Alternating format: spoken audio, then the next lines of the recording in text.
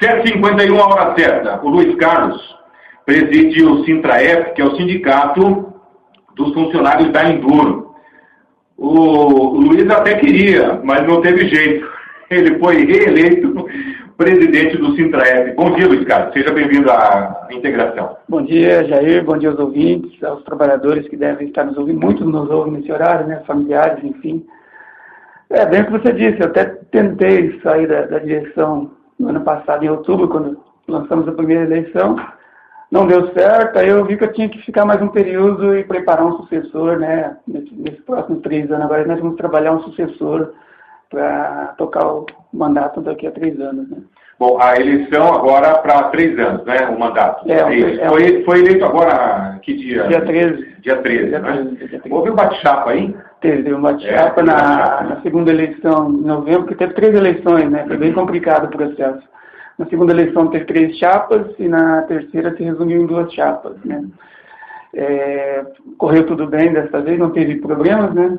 Então, o prazo para recurso se encerrou sábado, não teve nenhum recurso apresentado, até porque não tinha o que contestar, né? O processo correu na mais perfeita normalidade. E a posse ocorreu anteontem, né? Nós lavramos a ata da posse, agora está tudo ok, perfeito. Você dedica um pouquinho mais agora, né? Qual que é o primeiro passo? Agora é o acordo coletivo, Luiz Carlos?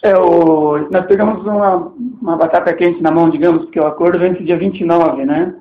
E nós temos que negociar um próximo acordo, porque do dia 1º de março em diante, a Enduro estará sem um acordo coletivo, né? É onde está todas as regras, inclusive de reajustes salariais, o abono que a gente conquistou no início do mandato, enfim, todas as regras de trabalho, né, durante o ano que rege a empresa e funcionários, tem que existir anualmente, né? Então, é provável que a gente tenha que pedir uma prorrogação de acordo, que está previsto numa das cláusulas, né?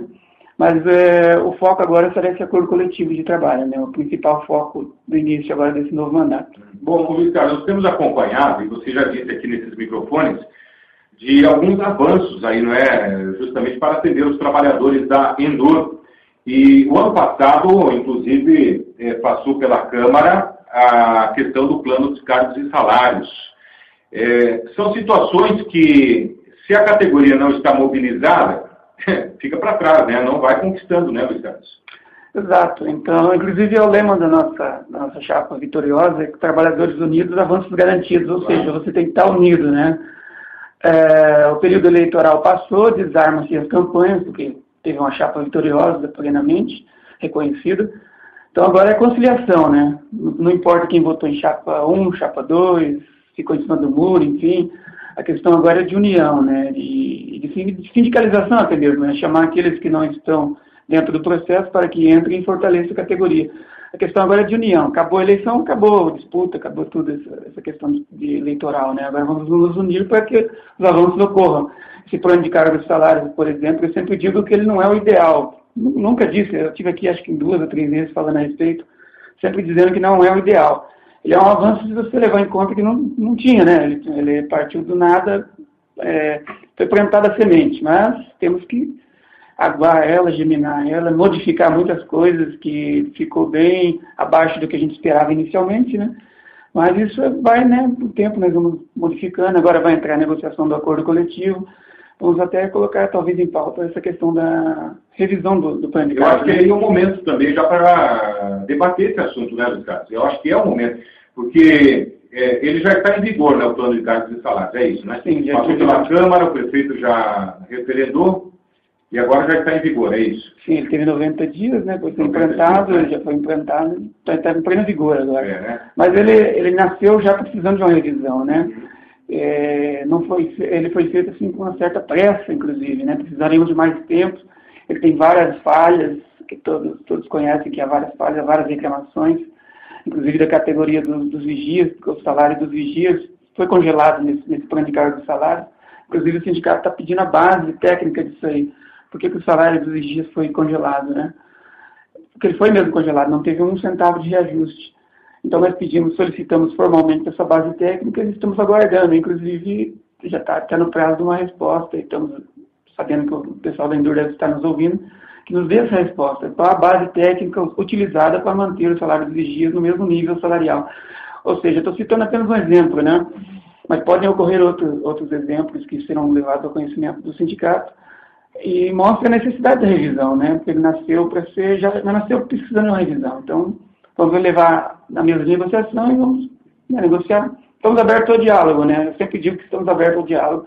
Continuamos abertos, né? Os 2 mandatos anteriores estavam abertos, estamos consolidando esse diálogo, né? Luiz Carlos, eu conversei semana passada aqui com o presidente com o secretário-geral do Sindicato dos Servidores Municipais. Eu entendo que funcionários da Endur também são servidores municipais, embora muitos tratem com diferenças, né? E na ocasião, o Lucas Teodoro me dizia que existem salários abaixo do salário mínimo dentro da prefeitura. Na Endur ocorre o mesmo? Existe essa mesma situação também na Endur, Luiz Carlos? Não, na Endur não tem essa situação. Não tem. Na Endur o menor salário hoje está em 709 e alguns centavos, né? Mas na Endur nós implantamos, inclusive, o mínimo regional do Paraná, né? No primeiro acordo coletivo de 2007-2008, nós implantamos um complemento para alcançar o mínimo regional, não o nível nacional, né? Porque nunca teve na Endur abaixo do salário mínimo, uma situação diferenciada, né? Então, a gente, de toda forma, implantamos o mínimo regional, porque quem ia ganhar abaixo do regional do Paraná terá um complemento.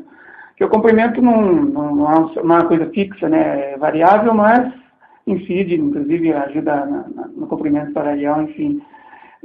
Mas não temos esse caso de um abaixo do nacional, não. E se tiver abaixo do regional, terá um complemento que a gente implantou há 5 anos atrás na Endur, né? Pelo menos aí vocês estão... Aí é sim diferente, mas do lado positivo, né? Pois é. Agora, tinha que ser tratado como servidores públicos, afinal de contas, não são, não é, Lucas? Então, inclusive, você falou do Lucas, do Sindicato de Servidores, tem uma questão, por exemplo, do Sindicato de Servidores ter 3 a 4 servidores liberados para dedicação exclusiva às atividades sindicais, coisa que não ocorre no Sindicato de Funcionários da Endur. Então, nós estamos solicitando, vamos colocar na pauta de negociações agora, para o acordo 2012-2013, que pelo menos um servidor da Endur esteja liberado para as atividades sindicais, né? Porque não se justifica essa prática antissindical da empresa. O sindicato foi fundado em 1993, agosto, e desde essa época nunca teve pelo menos um servidor liberado, que a gente considera que é uma injustiça, né? Precisamos dessa liberação, porque senão a pessoa que estiver no sindicato, na cabeça de chapa, da diretoria, enfim, que não necessariamente tem que ser eu, mas eu estou pensando nos próximos também, né? Você terá que fazer uma carga dobrada, triplicada, enfim, né? Bem complicado isso aí. Até porque agora tem uma lei municipal que vai liberar o prefeito de bater cartão, né? O prefeito e o vice, de repente, se o Lúcio não for reeleito a nada, né? Não passar no crivo das urnas, ficará liberado pelo prazo do mandato dele de bater cartão. Como é que vocês estão entendendo essa situação? O Lucas me disse que o sindicato vai entrar na justiça contra essa lei municipal. No caso do Sintraep, qual que é o entendimento seu, Luiz Carlos? Eu entendo que tem que ter isonomia, né? Servidores, se um tem que bater cartão, se um setor bate cartão, todos têm que bater, né? Independente de onde que ele veio, né? Mas, enfim, o prefeito tem alegado que isso é para evitar perseguições, eu li alguma coisa a respeito. Mas se for para evitar perseguições, é o mesmo princípio que nós estamos pedindo no Sindicato de Servidores da Endur, que seja liberado um funcionário justamente para evitar perseguições, né?